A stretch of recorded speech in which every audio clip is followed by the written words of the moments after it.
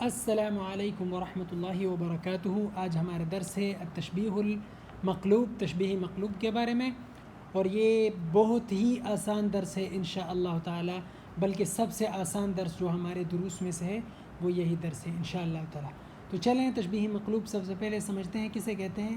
وہ تشبیہ ہے جس میں مشبہ کو آپ مشبہ بھی بنا دیں، اور کیوں بنا دیں؟ اس لیے کہ آپ یہ دعویٰ کرتے ہیں کہ وجہ الشبہ جو ہے وہ مشبہ بھی میں زیادہ قوی نہیں بلکہ مشبہ میں زیادہ قوی ہے، ٹھیک ہے۔ مثال کے طور پر ہمارے پاس ہے کہ النسیم فی الرقۃ اخلاقہ۔ دراصل ہم نے کیا کرنا تھا، ہم نے اخلاق، ایک شخص ہے جس کی اخلاق کو ہم نے تشبیہ بنانا تھا، تو ہم نے باد صبا کے ساتھ، ٹھیک ہے، کیونکہ وہ بہت رقیق اور بہت نرم ہوتی ہے۔ لیکن ہم نے کیا کیا، ہم نے اخلاق کی تشبیہ نہیں بیان کی، بلکہ ہم نے باد صبا کی تشبیہ جو ہے وہ اس کے بندے کی اخلاق کے ساتھ بیان کی، کیونکہ ہم سمجھتے ہیں کہ باد صبا جتنی نرم ہوتی ہیں اس سے زیادہ اس بندے کے اخلاق نرم ہیں۔ اس لیے ہم نے کہا کہ گویا کہ باد صبا جو ہے وہ نرمی میں اس بندے کے فلان اس بندے کے اخلاق کی طرح ہو۔ اسی طرح تمام مثالیں ہیں۔ تو آپ نے کیا کرنا ہے، آپ کے لیے بہت ہی سمپل، بہت ہی آسان ہے۔ آپ نے ہمیشہ اس طرح کرنا ہے کہ ایک مشبہ لکھنا ہے اور پھر مشبہ بھی لکھنا ہے، ٹھیک ہے، اور پھر وجہ الشبہ لکھنا ہے۔ وجہ الشبہ کے بعد آپ نے کیا کرنا ہے، آپ نے مشبہ بھی لکھنے کے بعد مشبہ کو مشبہ بھی کی جگہ پر، مشبہ بھی کو مشبہ کی جگہ پر لانا ہے۔ مثال کے طور پر آپ کہیں کہ وجہ الحبیب مثلا، ٹھیک ہے، یہ مشبہ ہے وجہ الحبیب، اور البدر مثلا بدر جیسا ہے، ٹھیک ہے، اور یہ جمال وجہ الشبہ۔ تو آپ کیا کریں، آپ کریں کأن البدر، آپ الٹا کر دیں، آپ وجہ الحبیب مثل البدر آپ نہ کہیں، آپ کہیں کأن البدر بدر، گویا کہ چاند جو ہے چودوی کی، وجہ الحبیب فی الجمال، وجہ الحبیب فی الجمال، تو آپ نے الٹا کر دیا۔ بس اسے جو ہے تشبیہ مقلوب کہتے ہیں، ٹھیک ہے۔ تو یہ بہت ہی آسان درس ہے۔ آپ نے ابھی تک جتنی بھی تشبیہات بنائے ہیں اس سب کو الٹا کر دو، ایک مشبہ کو مشبہ بھی کی جگہ پر، مشبہ بھی کو مشبہ کی جگہ پر لاؤ، تو آپ کا تشبیہ مقلوب بن گیا۔ امید ہے آپ کو سمجھ میں آیا ہوگا۔ تو چلیں ہم کچھ مثالیں لیتے ہیں آگے۔ وَكَأَنَّ الْمَاءَ فِي الصَّفَاءِ طَبَاعُهُ، اس کی طبیعت جو ہے صفائی میں، یعنی بہت صاف طبیعت کا مالک ہے وہ بندہ، تو کیونکہ گویا کہ پانی جو ہے صفائی میں، اس صاف ہونے میں اس بندے کی اخلاق جیسے ہیں، طبیعت جیسے ہیں، تو مطلب اس کی طبیعت جو ہے وہ بہت زیادہ صاف ہے۔ كأن ضوء النهار جبينه، گویا کہ اس کا چہرہ، اس کا ماتھا جو ہے وہ ضوء النہار، گویا کہ صبح کی روشنی جو ہے اس بندے کا ماتھا ہے، مطلب اس بندے کا ماتھا اتنا روشن ہے کہ گویا کہ ضوء النہار کی تشبیہ ہم اس سے دے رہے ہیں، صبح کی روشنی کی تشبیہ ہم اس بندے کے ماتھے کے ساتھ دے رہے ہیں۔ وَكَأَنَّ نَشْرَ الرَّوْضِ، اور گویا کہ باغ کی خوشبوئیں، نشر کسے کہتے ہیں، خوشبو کو کہتے ہیں، ٹھیک ہے، گویا کہ باغ کی خوشبو جو ہے وہ اتنی خوشبو اتنی مزیدار ہے، جیسا کہ حسن سیرت ہی، جیسے اس کی اچھی سیرت جو ہے جتنی مزے کی ہے، جتنے خوشبودار ہے، اس طرح باغ بھی خوشبودار ہے، باغ کی خوشبو بھی اسی طرح پھیلی ہوئی ہے۔ تو آگے ہمارے پاس امثلہ، وَبَدَ الصَّبَاحُ كَأَنَّ غُرَّتَهُ، اور صبح جو ہے وہ شروع ہوا، ایسا لگ رہا تھا، بدا ظاہر ہوا، صباح ظاہر ہوا، كَأَنَّ غُرَّتَهُ، گویا کہ صباح کی چمک جو ہے، سفیدی، وہ وجہ الخلیفتی، وہ خلیفہ کا چہرہ ہو، حین یمتدح، جب اس کی مدح، اس کی تعریف بیان ہو رہی ہو، تو مطلب وہ خلیفہ کا چہرہ اتنا خوبصورت ہے کہ ہم اس سے صباح کو تشبیہ دے رہے ہیں۔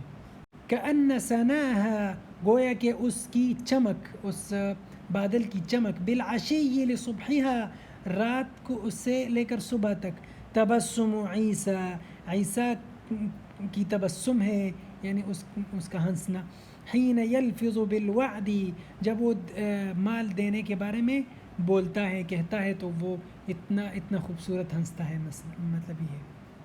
احن لہم، مجھے بہت زیادہ شوق ہے۔ حنون کسے کہتے ہیں؟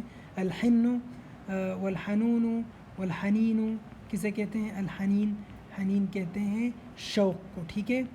اچھا، احن لہم، مجھے بہت شوق ہے ان سے ملنے کے لیے، ودونہم فلات، اور ان کے اور میرے درمیان میں ایک صحرا ہے، فلات صحرا کو کہتے ہیں، صحرا ہے، کأن فسیحہا، گویا کہ اس کی وسعت اور مطلب جو بہت زیادہ وسیع ہے، اس کی وسعت جو ہے، صدر الحلیم، وہ بردبار اور حلیم، حلم والے، صبر کرنے والے، وہ معاف کرتا ہے، حلم رکھتا ہے، بردباری جس میں ہو، اس بندے کا سینہ ہے۔ تو مطلب یہ ہے کہ فلات جو صحرا ہے اس کی تشبیہ صدر الحلیم کے ساتھ انہوں نے کر دی، اور اسے تشبیہ مقلوب کہتے ہیں۔ آج کا درس بہت ہی آسان تھا، اس کی وجہ سے میں نے کم مثالیں جو ہے وہ لی ہیں، ٹھیک ہے۔ تو کتاب سے ایک مثال اور یہ دوسری مثال ہے کہ یہ پہلے ہم نے ذکر کیا ہے، والصبح فی طرۃ لیل مسفر، اور صبح جو ہے وہ رات چمکتی ہوئی رات کے ایک آخری پہر میں ایسے نکلتا ہے، طرہ طرف کو کہتے ہیں، آخری حصے کو، تو رات کے آخری طرف میں ایسا نکلتا ہے، صبح ایسا نکلتا ہے، ایسا طلوع ہوتا ہے، کأنہ غرۃ مہر اشقر، گویا کہ وہ سفیدی ہے، غرہ کسے کہتے ہیں؟ سفیدی کو کہتے ہیں، مہر گھوڑے کا بچہ جو ہوتا ہے اسے کہتے ہیں، گھوڑے کا ایک بچہ اسے مہر کہتے ہیں، ایک حصان ہوتا ہے گھوڑا، اور ایک مہر ہوتا ہے گھوڑے کا بچہ۔ اچھا، تو کأنہ غرۃ مہر اشقر، گویا کہ یہ ریڈ کلر کے جس گھوڑے کے بال سرخ ہو اسے حصان اشقر کہتے ہیں۔ تو مہر اشقر کا مطلب یہ ہوا کہ ریڈ کلر کا گھوڑے کا بچہ ہے، ٹھیک ہے۔ تو اس کے چہرے پر غرہ اصل میں غرۃ الجبین، غرۃ الجبین، دراصل یہ جو چہرہ ہوتا ہے، چہرے کے درمیان میں ایک قسم کی سفیدی ہوتی ہے۔ ایک سیکنڈ میں کوئی تصویر ڈھونڈ کے آپ کو دکھاتا ہوں۔ اچھا، تو یہ جو گھوڑے کو آپ دیکھ رہے ہیں، اس کے چہرے پر جو یہ سفیدی ہے یہاں پر، اسے کہتے ہیں الغرہ، صحیح ہے۔ تو آپ لوگوں کو تقریباً امید ہے سمجھ میں آیا ہوگا۔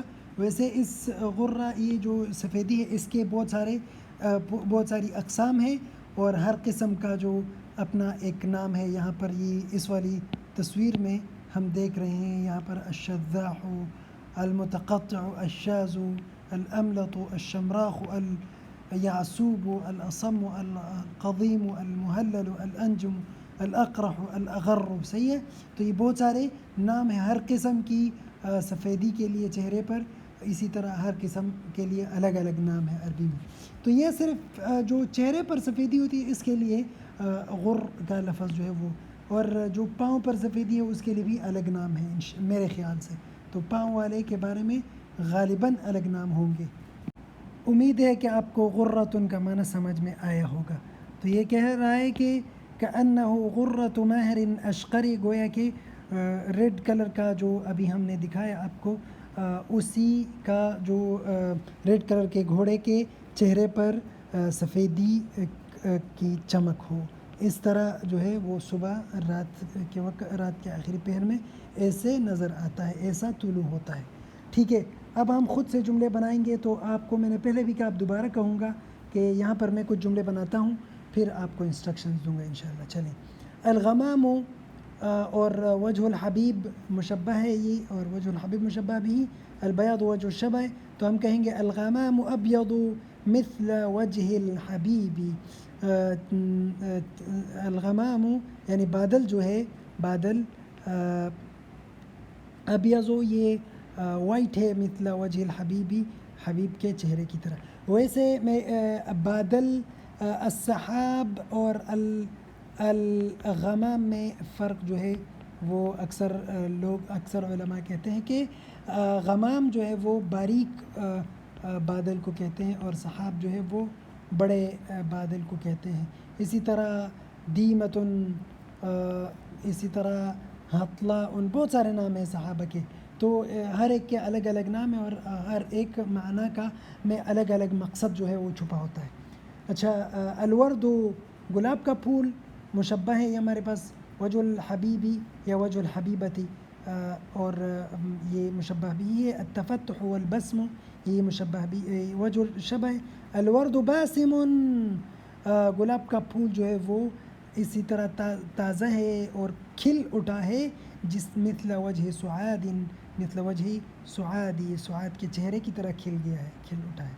اچھا، الجواد، جواد جو ہے مطلب گھوڑا، اور اس کی تشبیہ جو ہے سرعہ میں ہم کہیں گے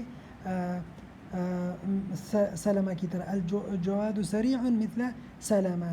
سلمہ ابن الاکوع مشہور صحابی ہے جو بہت زیادہ تیز ہوا کرتے تھے. تو ہم نے سلمہ کی تشبیہ جو ہے وہ گھوڑے کے ساتھ کی. اب آگے ہم آتے ہیں. الاسد، شیر مشبہ ہے ہمارے پاس زید مشبہ بھی ہے اور بہادری. تو ہم کیا کریں گے؟ ہم کہیں گے الاسد شجاع، شیر بہادر ہے، مثل زید، زید کی طرح. یا ہم کہہ سکتے ہیں کأن الاسد زید فی الشجاعۃ، گویا کہ شیر جو ہے وہ بہادری میں زید ہے. تو ہم نے تشبیہ کس کی اسد کی زید کے ساتھ، حالانکہ زید کی تشبیہ اسد کے ساتھ کرنا تھا. تو یہ تمام تشبیہات مقلوب ہیں، الٹے ہیں. ٹھیک ہے. تو اب آپ کے پاس جو ہے بہت زیادہ آسان کام ہے. آپ کیا کریں گے؟ آپ اس طرح کریں کہ آپ نے جتنی تشبیہات آپ پہلے سے بنائی ہے ان میں بھی آپ اس طرح کر سکتے ہیں کہ مشبہ کو مشبہ بھی کی جگہ پر لائیں اور مشبہ بھی کو مشبہ کی جگہ پر لائیں اور پھر جملہ بنا کر پیش کریں. ٹھیک ہے. تو یہ آپ کا کام ہے آج. اسی طرح اپنے بھی آپ جملے بنا سکتے ہیں، 2-3-4 جملے بنائیں. اپنے جملے بنانے کے لیے آپ نے سب سے پہلے کیا کرنا ہے؟ مشبہ لکھیں درست جو مشبہ ہوتا ہے، پھر مشبہ بھی لکھیں جو درست مشبہ بھی ہے. مثلا مشبہ آپ نے لکھا، مشبہ لکھا کون سی چیز آپ نے لکھا؟ ہاں، مثلا آپ نے لکھا ضوء النہار، نہیں ایک سیکنڈ، آپ نے مشبہ لکھا وجہ محمد کا چہرہ، اور ضوء النہار آپ نے لکھا مثلا ضوء النہار. تو یہ آپ نے درست لکھا. اب آپ لکھتے ہیں کہ وجہ شبہ، پھر آپ لکھتے ہیں جمال مثلا. پھر آپ کہتے ہیں کہ اب آپ جملہ بنائیں گے تو آپ پہلے ضوء النہار لکھیں گے مشبہ کی جگہ پر. آپ کہیں گے کأن ضوء النہار، اس طرح آپ جملہ بنائیں گے. کأن ضوء النہار وجہ محمد فی الجمال، وجہ محمد، یا بس اتنا کافی، وجہ محمد. کأن ضوء النہار وجہ محمد. تو اس طرح کر کے آپ 3-4 جملے بنائے، 3 جملے بنائے ہیں. ٹھیک ہے. یہ آپ کا ہوم ورک ہے. بارک اللہ فیکم، وفقکم اللہ لکل خیر. اگلے درس میں ملتے ہیں.